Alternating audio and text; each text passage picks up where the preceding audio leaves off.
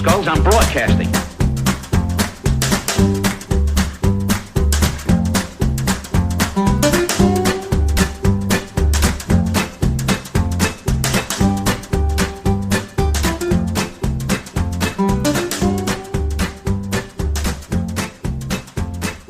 Hey kids, welcome back to Grumpy Nostalgia, the podcast where we revisit that blockbuster new release wall in our memories, take a movie off the shelf, pop it in the old VCR, and see what time has done to both of us. So I'm Justin, that's Mike. Howdy. Hey guys, and we are here to help you navigate that memory lane that nostalgia has littered with landmines. So, we talked a lot on previous episodes about 1996, Mike, and yes. we just can't help ourselves. We can't stay out of that year. So on this week's show, we're going to go back to that glorious year, 1996, and we're going to talk about. Although I would like to appreciate your segue from the Interview of a Vampire, where we are leaving San Francisco, and here we come to a movie that is in San Francisco, so to speak. It's very meta, Mike. We're all connected. I love it. For those of you who listen to our Interview for Vampire, that you can get that reference. Which wasn't too many. People were not. I guess the Morbius traffic didn't really translate well, but we got a good amount of listens. But people weren't ready to talk about those sexy vampires yet. But too early. They'll come around. But again, just now that we're talking about our audience again, we just continue to get to more downloads and more listens. So again, thank you for everybody that's listening in. We'd love to hear from you on email at Nostalgia Grumps, and you can always check out trailers and new show information on our Instagram page at Grumpy Nostalgia at Instagram. But you can always get a heads up on what's coming up next, and we'd love to hear your comments.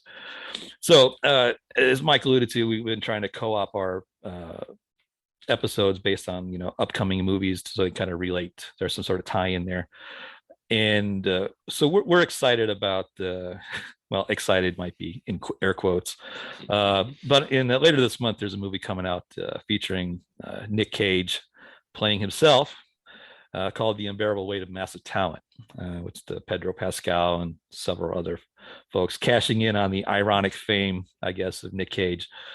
And we started to think about this really subtle actor. When you think about it, Mike, usually plays his roles with a very subtle performances, but very nuanced. Yeah. And we love our 90s movies so much, and obviously academically we get to the 1996 gem, The Rock. Not to be confused with Mr. Dwayne Johnson, who's in every other third movie in Hollywood anymore. But we're talking about The Rock in terms of Alcatraz. And wow, just wow, Mike. Just wow. Where did this rank in the top 5 for 1996? I know it had to be the top 5, but where was it? I think in relation to our other two features? I think in terms of box office or popularity is number 4 that year. Okay. So but yeah, as we mentioned before, very busy time. So this was released in June 7th, 1996, and it had, as during its release, it shared time in the theaters with Twister and Mission Impossible. Had come out a few weeks earlier, and then Dragonheart came out a week earlier than that. And then I think this came out the same week as Cable Guy, which, like it or love it, had a curiosity impact, at least on the box office. And then it was followed up with Eraser and another one of our favorites, Independence Day. So I mean, those are just giant movies sharing time in the multiplex for this thing. And wow. So it was directed by Michael Bay, who everybody knows now. This was pre-Punchline Michael Bay. This is his second movie after the Martin Lawrence, Will Smith. Hey, have you heard anything about Will Smith lately, Mike? Just vague, just bits and pieces. I'm not sure exactly what happened. But anyway, but he had come off. He was a music video director for our beloved MTV, which we'll get to around at the end of the show. Please. And their impact on culture. So wait, what MTV award? Well, never mind. I guess I don't want to. No spoilers. Sorry, I'm getting ahead of myself. You wait your turn. But it was written by a pair of writers, David Weisberg and Douglas Cook, and they're kind of like a writing team. But more importantly about the writing element of this is it had punched up by Quentin Tarantino and Aaron Sorkin. Aaron Sorkin. Talk about opposite sides of the spectrum, but they were both brought in uncredited, of course. But I'm guessing Tarantino did all the Mexican standoff type scenes, and I'm sure I got a little Reservoir Dog kind of whiff from some of these scenes. Hey, it's right in my notes. Yeah, and I'm sure Aaron Sorkin had something to do with the military, the Ed Harris type dialogue. He's good at that stuff. But the Jack Nicholson monologue from A Few Good Men comes to mind. I'm sure he had a hand in that. But $75 million budget and released into a very busy summer, as we talked about. But wow, coming in at 136-minute runtime, Mike. But if you speed up all the slow-mo action, it's about 94 minutes, which I did. Yeah. So what's interesting, I think, Michael Bay's kind of he's set in stone now as modern cinematic style, but this is kind of the first look at what he could do with the theater, and he really took a music video approach to filming. Interesting stats about this movie: the average scene length between cuts is 2.6 seconds. Good gosh. So it's barely time for your eye to process what's on the screen, and then he jumps to another cut. Well, now were we used to this kind of filming in '96, or was this brand new to us? Well, we had some of the Tarantino stuff earlier, like Pulp Fiction and True Romance and all the other stuff. And I guess like you say, MTV videos were kind of trained. Yeah, that kind of over stylized. Well, we'll get to that. Yeah. Of course, this was courtesy of that dynamic duo of producers, Jerry Bruckheimer and Don Simpson. And Don Simpson died, I think, a few weeks prior to into the filming. I saw the memorial to him at the end of the credits. So I was like, what happened to him? I didn't realize he died that early on. Pretty common allegory about movie producers and cocaine and overindulgence, and he was just one of those guys. But yeah, and the cast, of course, is what really makes this movie. Mike, I'm sure you did a little research on who was in this movie. You want to walk us through it? Yes, sir. It's a very meaty cast here. All right. We got Nick Cage, who, of course, everybody knows Nick Cage. And as far as I know, this was his first, action movie. He'd been in, obviously, other crime movies. This is his first movie. I met, the big blockbuster movie. Ed Harris, who I love. Ever since The Right Stuff, he was one of my favorite, kind of understated, always had that presence, Yeah, he played John Glenn, and he'll always be John Glenn. I mean, that's one of my favorite movies of all time. And of course, I felt a little sorry for him in this movie, but we'll get to that, I guess. Go ahead. Sean Connery, obviously, everyone knows Sean Connery, rest his soul. Neil's brother. Neil's, yeah, exactly. I'm a bigger fan of Neil's work, but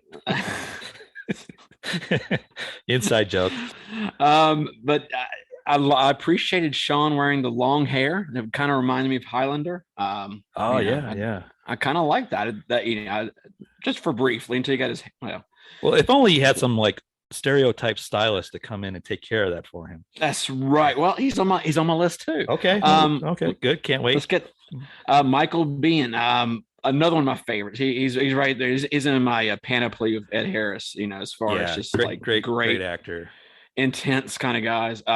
He's kind of James Cameron's. Part of the James Cameron stable. Yeah, he was in Aliens.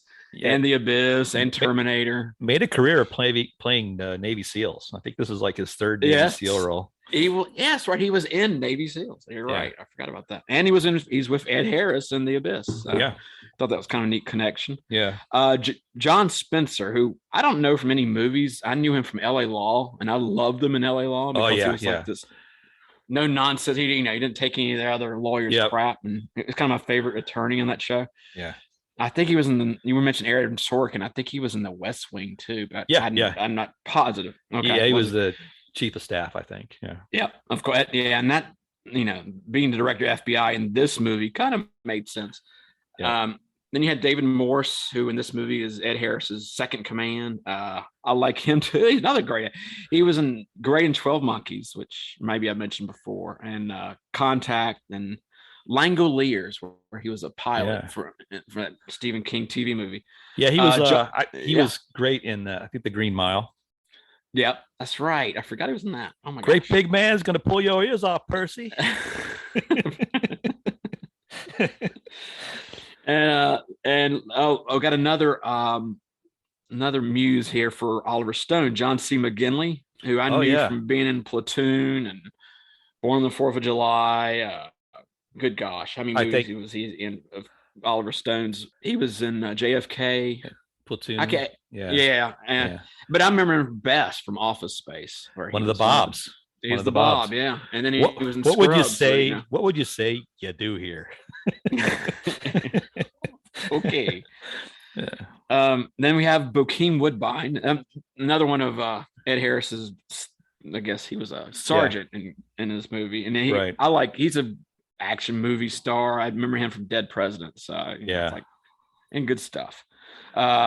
Tony Todd, who we met at Dragon Con. We did. Met him in Atlanta. Yeah. Yeah, and he's a menacing character in this one too. I think he's a captain that Ed Harris brings on, but He's like the only legit bad guy in this movie. oh yeah, you can feel it too. Yeah. You could feel the candy man you're coming out. Yeah. You had Bookman from Seinfeld. He was one of the he was like one of the chief of staff guys or something. So what you're saying, there was a lot of guys in this movie. William Forsythe, who was like kind of, this is like the only movie I remember him being a good guy, except for maybe Blue Street. He's a typecast villain.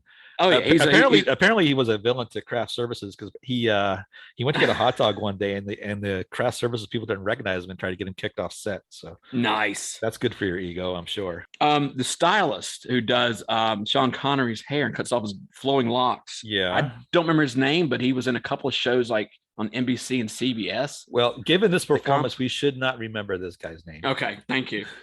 and then we have the female members of the cast. We have Claire Forlani, who I just knew. I remember from Meet Joe Black. That's the only movie I could think of her from. Yeah. But she had a very small bit in this role. And then the other one was Vanessa Marcil. Her first one. Yeah. Oh, beautiful.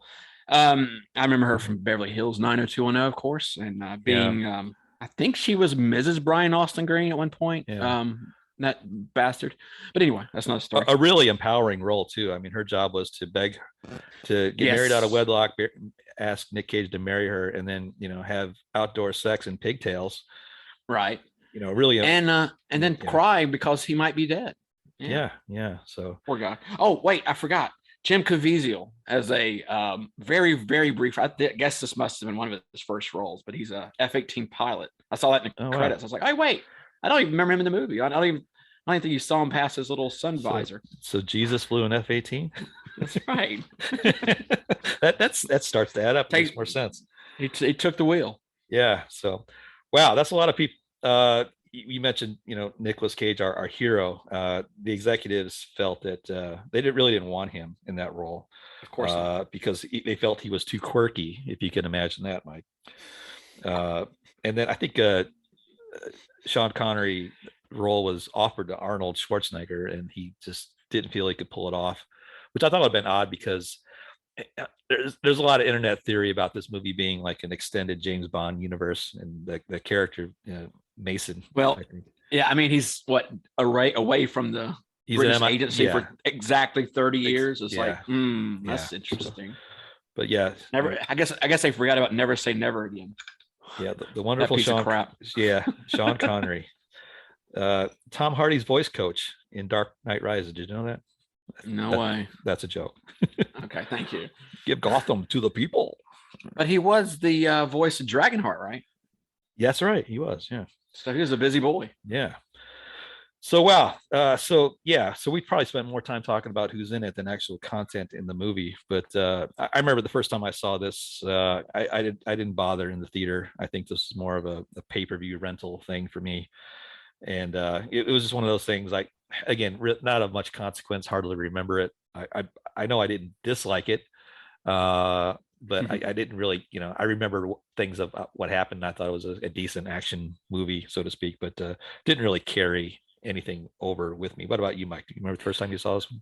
Exactly the same reminiscing you had. I saw it somewhere in Charlotte in a multiplex, but Yeah. it came between Twister and Independence Day. So that's one of my memories is kind of foggy of it. Yeah. I remember it being a pretty good movie. I don't know who I saw it with, but it was one of those like, okay, it was Yeah. decent. I remember liking it at the time, and it carried you away for a couple hours. Let's put it that way. Yeah, and I think I think that's where this movie kind of falls in the grand scheme of things. With crowded summer, just cliche after cliche, and I think interestingly, I think this movie, if it were released today, would be exactly the same.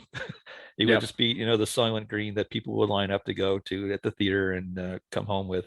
But movies haven't changed a whole lot since then, and I think that's what ultimately kind of soured this one a little bit for me because there was just so much fatigue, cliche fatigue with me on this one. And I don't know, again, we talked about this in our previous episodes, if it's just an issue of chronology or just 25 years of the same movie over and over again. That doesn't really, at our point, really matter who did it first. It's just out there now in the ethos.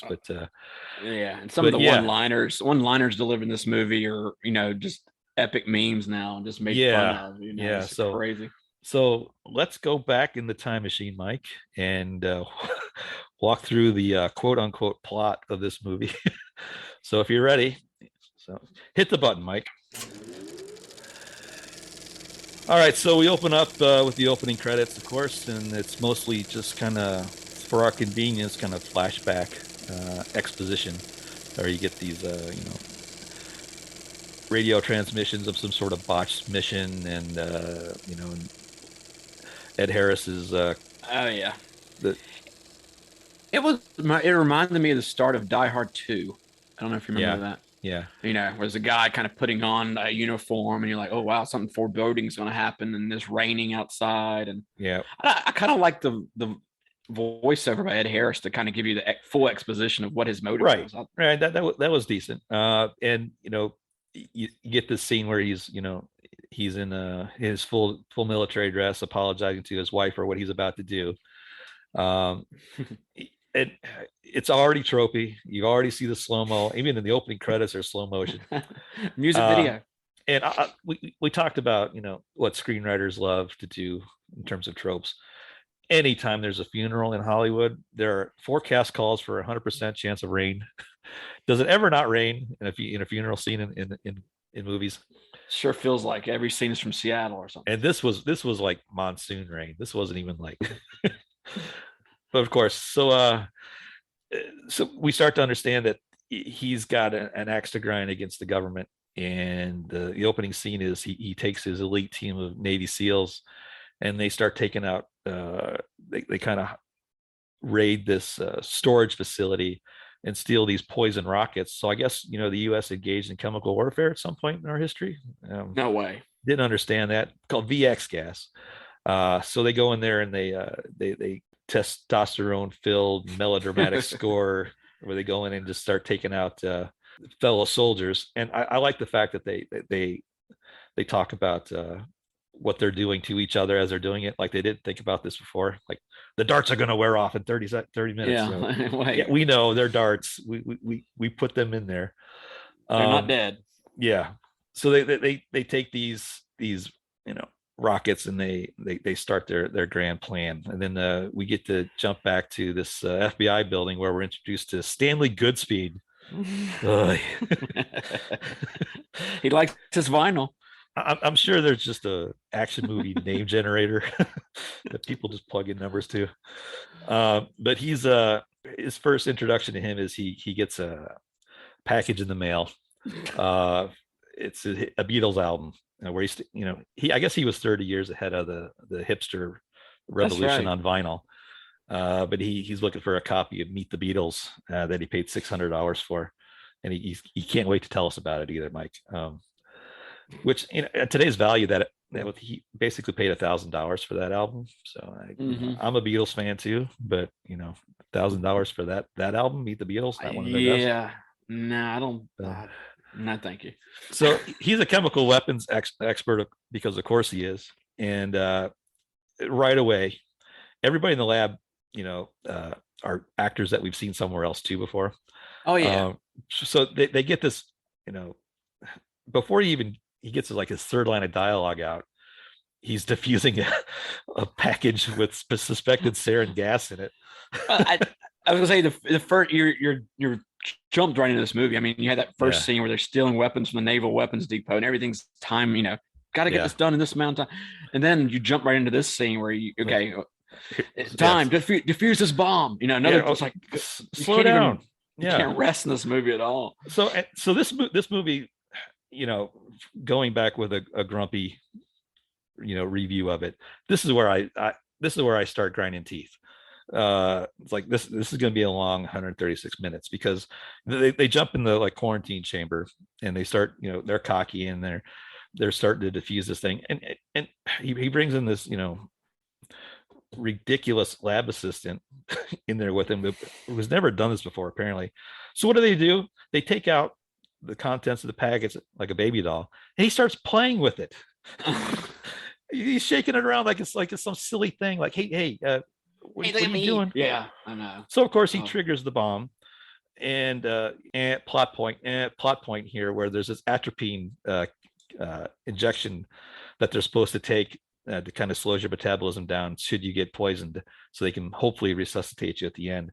But Stanley doesn't want to do that. He's too cool, and and of course at the last second he defuses the bomb and all the quips go and everything like that. So but yeah, so then he cut right back to Nicolas Cage at home, completely nude except for a guitar. I was hoping he had some.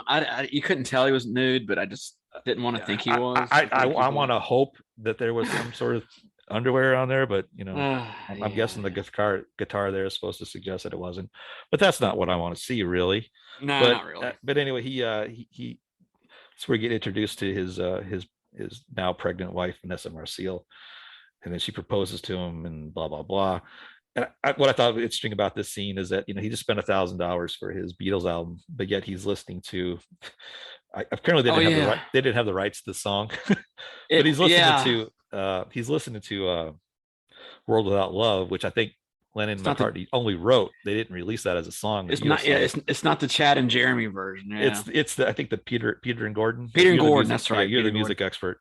So he's listening to that. So he almost died and he spent $1,000 for an album and he gets home and he doesn't want to listen to that album. So. But so then so we've got our alleged attempt at a romantic subplot introduced here. So then we get back to the meat of the story where Ranger Bob shows up, Mike. I couldn't go to sleep last night because I could not remember. He was in a commercial and it was bothering the heck out of me. I don't know what it was. It was like a kids commercial with like a it really drove me crazy because I was thinking of all the cast of this movie. I said, oh yeah, that guy. Wait, I know him from somewhere, and it just never mind. It just Ranger Bob, like Ranger Bob. He looked kind of like a poor man's Meatloaf. a little bit. So Ranger Bob's taking a tour of tourists through Alcatraz, and some of those tourists include these camouflaged Navy SEALs. And of course they come in and they take over the hostages. Of course, Ed sends the kids out because they listen to strangers and just leave. But everybody's left is, of course, I love the sassy hostage, Mike.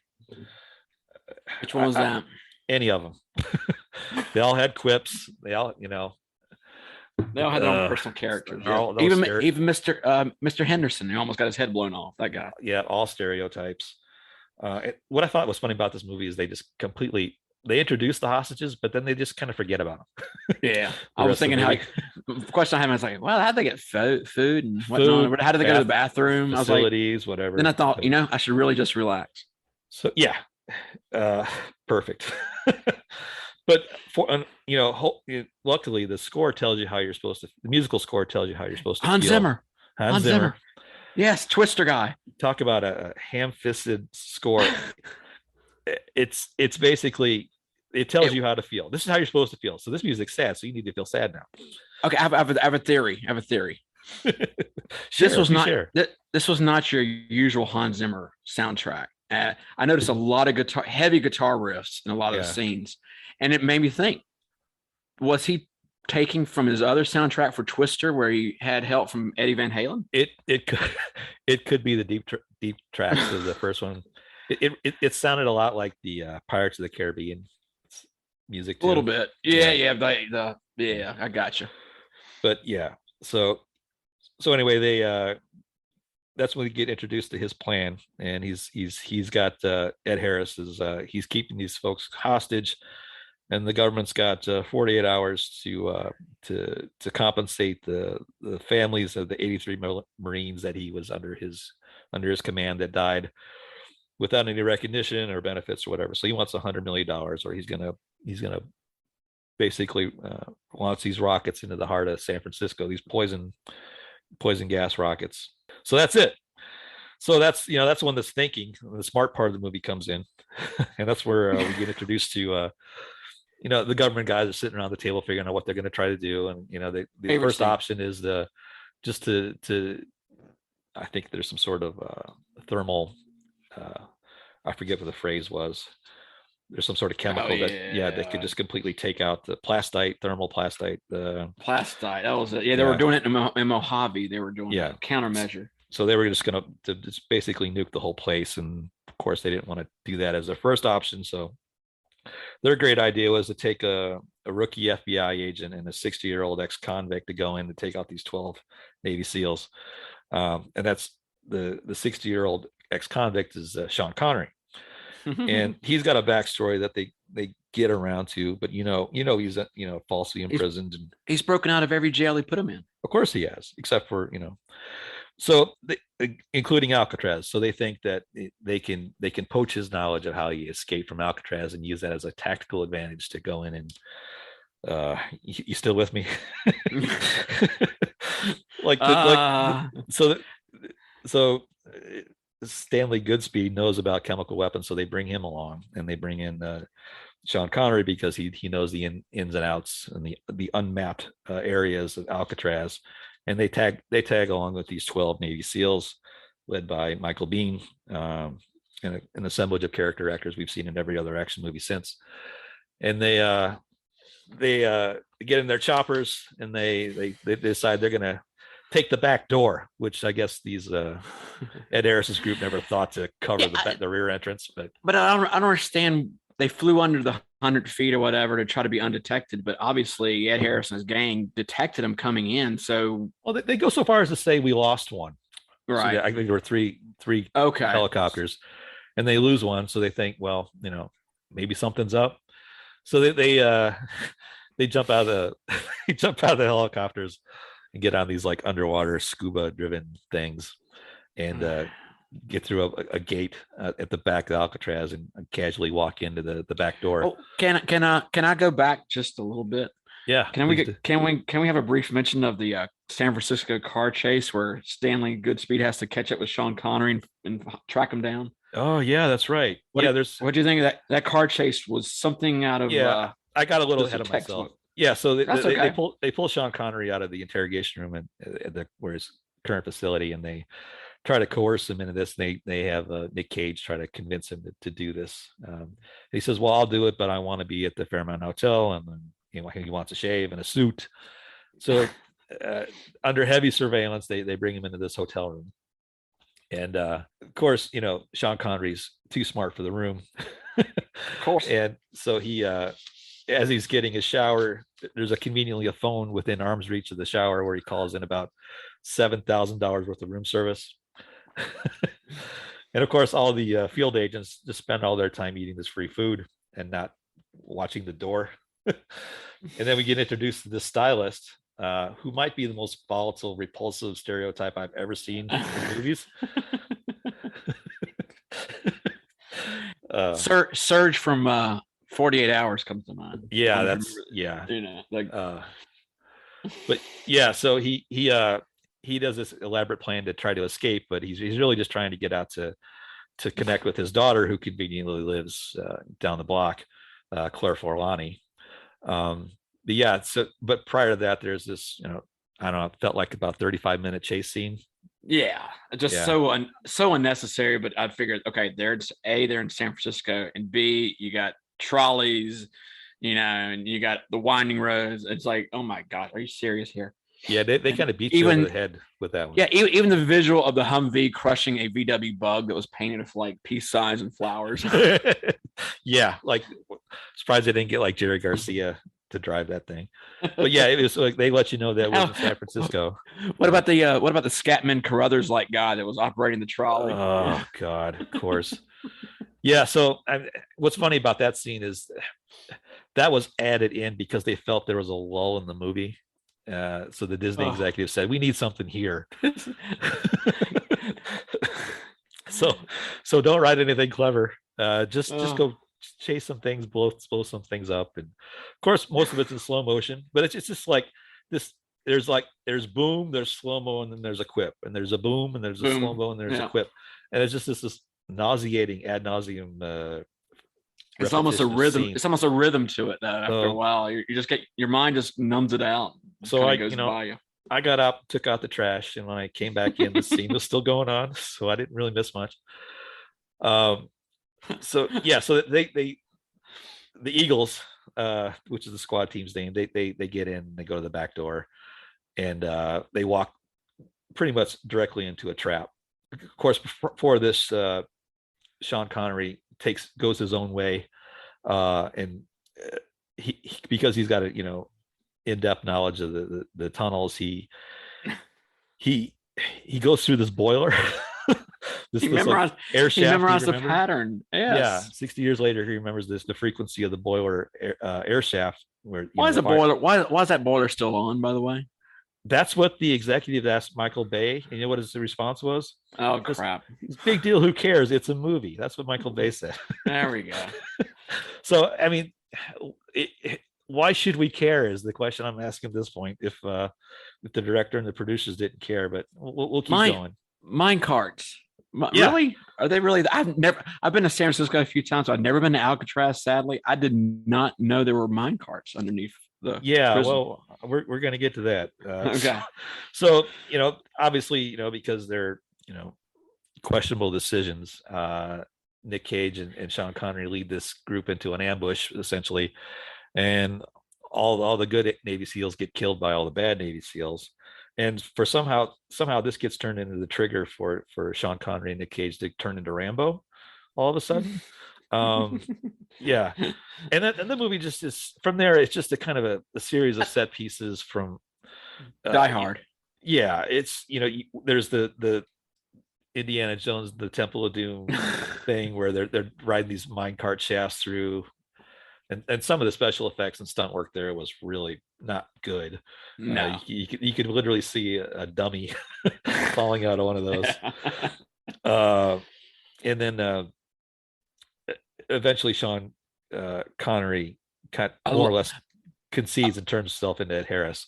yeah, I was gonna say I love the wig that Sean Connery's stuntman wears. By the way, Oh, I just want to see yeah, it just to see a couple of those things again. yeah.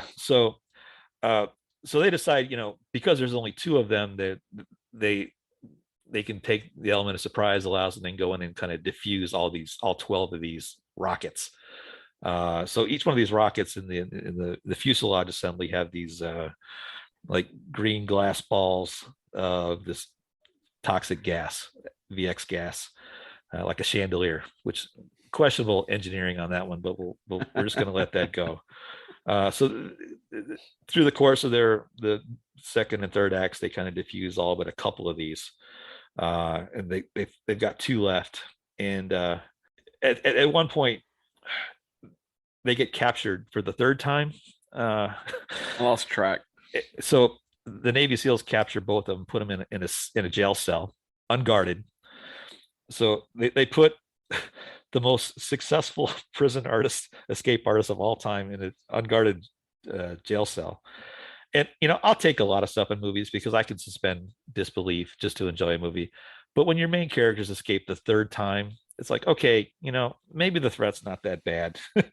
Maybe this isn't a real challenge anymore. So I kind of I was hanging on by a thread at this point, but uh, yeah. So there's a great line here that I appreciated, Mike. Nicolas Cage made a conscious decision to not curse during this film. So there was a lot of friggins and a lot of, hex Yes, and darns. cut me some freaking slack. Yeah, and one of my favorites was, what in the name of Zeus's butthole are Butthole, we going to do? yes. Zeus's butthole, Mike. That's the only time I've ever heard that. That's awesome. I need to start using that, I guess. But what was besides the obvious silliness of that, what I thought was even more fun was that he fought for that line to stay in the movie. No, oh my gosh. He fought. Michael Bay said, "I'm not letting you use that," and he fought for it. So yeah. Oh, wait, can I go over a few lines that we were sprinkled in? Yeah, Until this point. All right, okay. Because after a while, I stopped writing notes. I just had a couple of post-it notes. I was like, I filled those up. I was like, you know what? Let me just write down a couple of quotes I hear. Yeah. During the car chase, Sean Connery, I hope you're insured. Talking about this is Sean Connery quipping to the FBI officer saying that Stanley Goodspeed has to come on the mission. He says, I believe you're between a rock and a hard case. Sean Connery. I'm only going to allow a few more. Okay. The epic line when as soon as the SEAL team arrives with them from underwater, he says, welcome to the rock. Welcome to the rock. Yeah. And then we get of course, I've got a bad feeling about this. Yeah, that's. And then I'm too old for this. Oh yeah. Well, yeah. There you go. I mean, you can't not have that in there. Oh, I forgot. Green light, the SEAL incursion. Mason is our only hope. It's like they saw every action. Well, again, the premise of this show is to try to understand. Are we giving it fair assessment? Have we just seen 25 years of movies like this, or do they? But being first in this is not necessary. I don't want to be a trailblazer on tropes. Yeah. Losers go home and cry to their mom. Winners F the prom queen. Yeah. Great. Yeah. So F exactly. So, but anyway, they at this point you're everybody's out of steam, including the audience. So they say, well, let's go ahead and wrap this up. So they get to this standoff where the government can't come up with the cash from the secret account that everybody knows they have. So Ed says to launch one of the missiles, and it's heading towards Oakland Raiders Coliseum, Mike. I guess it was a Sunday. Candlestick Park. Was it Candlestick Park? Okay. Well, this is Raiders. I have a big quibble here. They actually show the map. They show it on the east side of the bay. And that's not right. Yeah. Candlestick Park is on the west side. So I thought, wow, how could they let this is a cinema sin right here? How could they let this fly? If that were the only issue with this movie, they'd be in a lot better shape. And I guess the Raiders didn't draw very well in the mid 90s because there's about 18,000 people in a $70,000 seat Coliseum. So that might be true. But what Ed did, unbeknownst to his team, is he changed the coordinates to veer off the target and land in the middle of the ocean.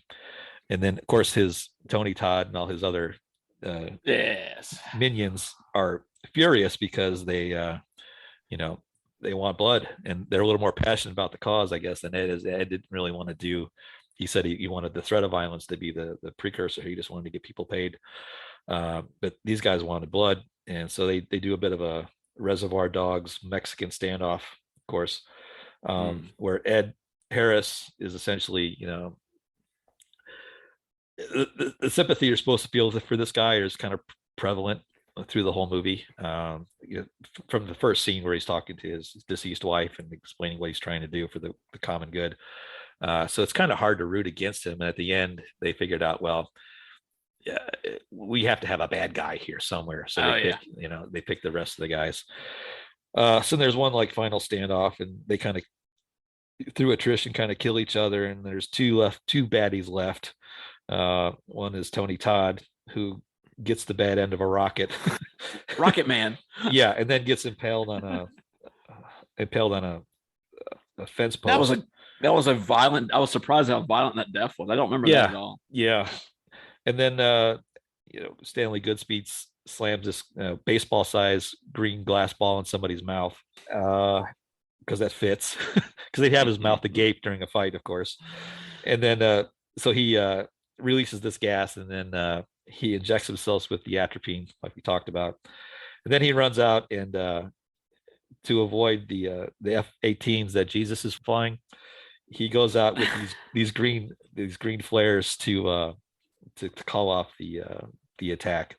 So he's out there platoon style with I guess that's the iconic shot. Oh yeah, it's like Alias at the end of Platoon. You're right. Yeah, before he loses it, he saves. I guess save for one. I think they had to get one more big boom boom in the movie before they ran out of film.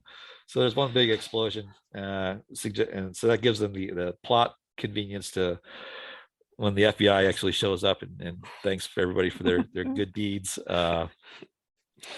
He plans to see that Sean Connery was vaporized and he can escape, because they had built this bond with each other, of course, through the course of the movie.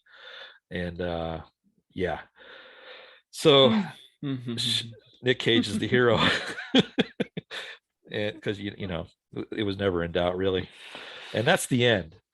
Oh wow, and again, I try to look at these films with some reverence, at least for what they were at the time. But wow, of the ones we've seen so far, this one, I wanted to hit something. The stop button was one of them. But pause, yeah, it was pause. Think about what another movie you want to watch. Yeah. Well, that's interesting, because I guess when I stopped here, well, let's get to that when we talked about the review. So it wraps up, and so it ended up doing great, of course, and it made 335 million, which back then is just ridiculous box office numbers. They hinted at a sequel, and they tried to get one made. The premise for that was, all the military secrets that ultimately got Sean Connery imprisoned. Oh yeah. He had stored them in a small little church somewhere in the middle of Podunk, Kansas. By the way, Kansas doesn't have mountains like that, just so you know. That bothered me too. Yeah. Yeah. Well, but yeah, I love that. The little do you like the scene where the Volvo has the tin cans tied up to the back and just married, and you're supposed to imagine they drove all the way to Kansas like that?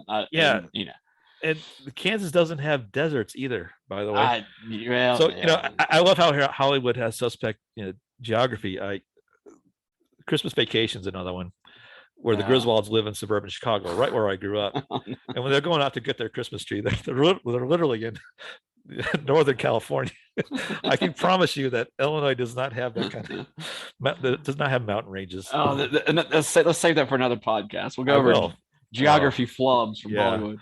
So, but yeah, the movie did really well, and the audience loved it. The critics were middle of the road, of course, but Roger Ebert liked this one.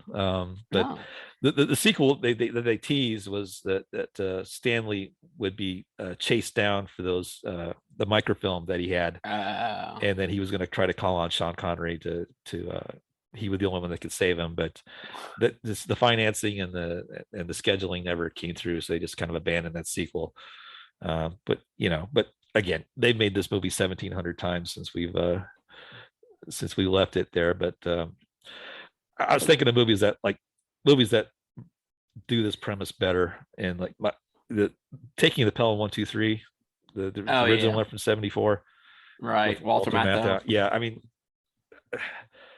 people won't watch that because of the time it came out. But if you're interested in seeing a really good hostage movie, that's how you can do it well. Yeah, or Dog Day Afternoon. Dog Day Afternoon is another. That's a great one. Yeah, I mean that's how the hostage element and you seem like there's no solution, and they're dramatic and they're important, and they don't fit the template for modern takes on that. But so this was nominated for a couple Oscars on the technical categories. But can't be nervous there.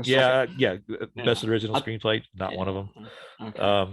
But again, because we have our finger on the pulse of pop culture, we need to go back to our beloved MTV for this one, Mike. No. It did win a golden popcorn bucket. This one was best on-screen duo.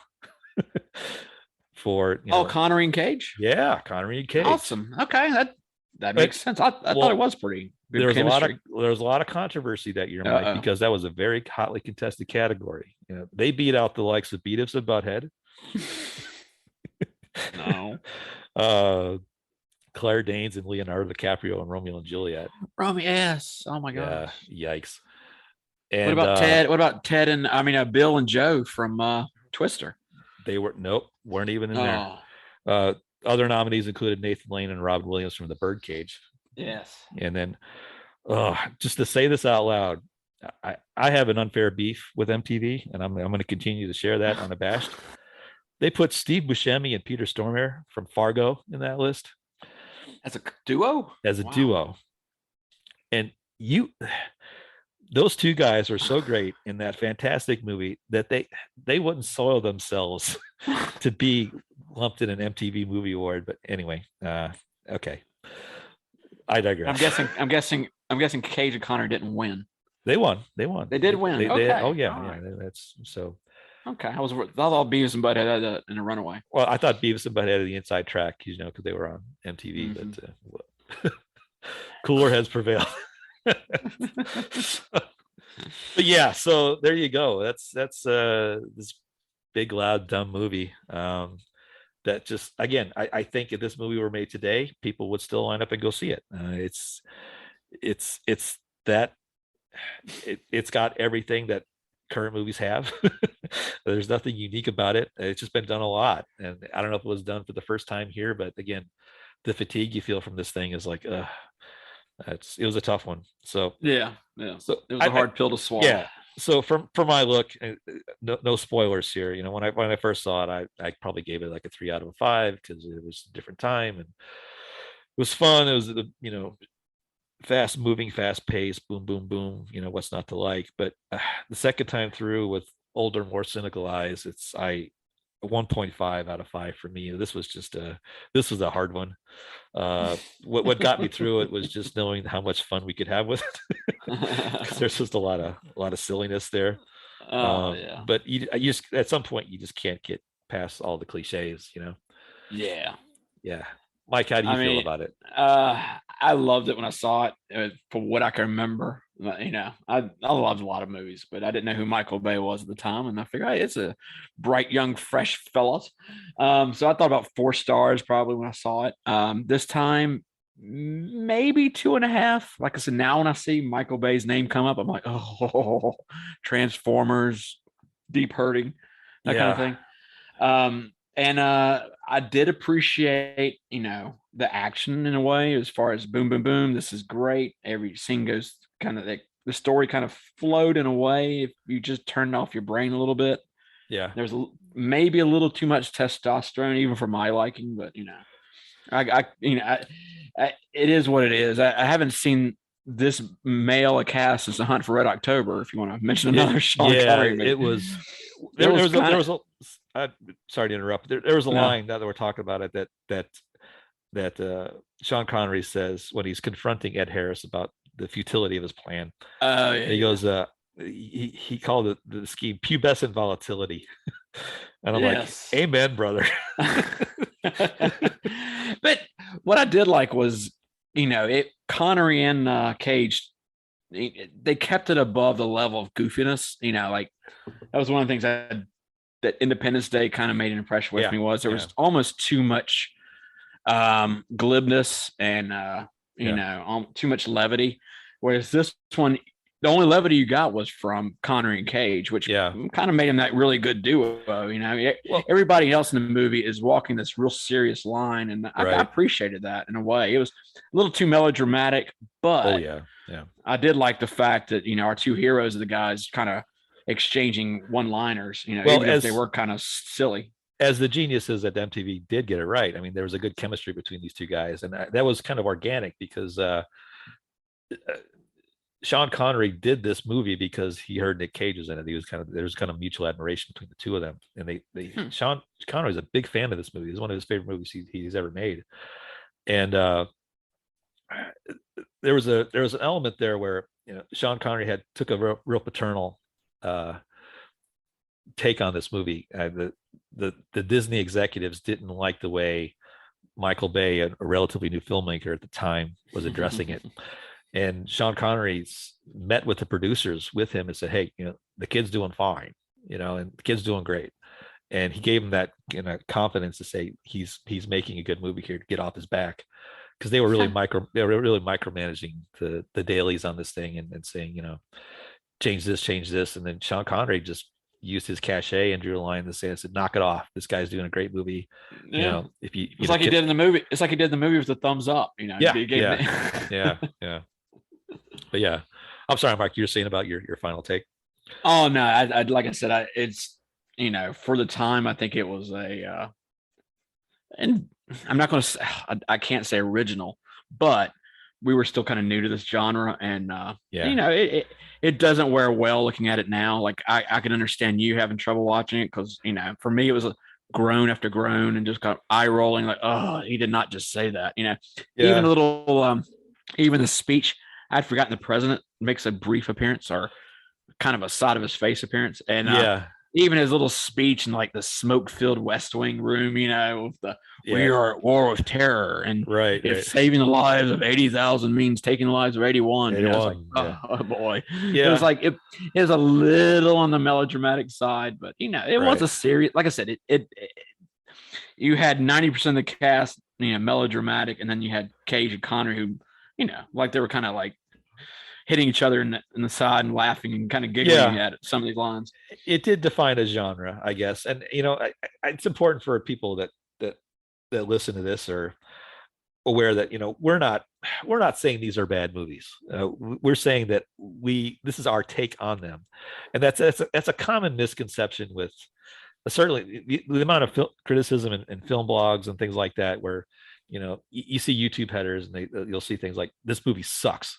Like, no, it doesn't suck. You just didn't like it, and there's, I find, especially now that given the proliferation of social media and all these platforms where you can state your opinion on anything, it's really important to differentiate that, because, I think it's important to know the expression, "This movie's not made for you."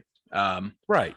We watched this movie, and one of the first things my wife says after we watched this second viewing was, wow, there wasn't really a lot of women in this one. And I was like, well, yeah, you're right. But I said, you're talking about the same year where, Jerry Maguire and The English Patient came out. So, I mean, there were, there was also movies that probably were not made for the average, Michael Bay fan, and this was made for a certain group of guys. And it obviously it did boffo at the box office. This is the 18 to 35 male demographic that Hollywood just bleeds for. I mean, that's, and for that demographic, this movie's great.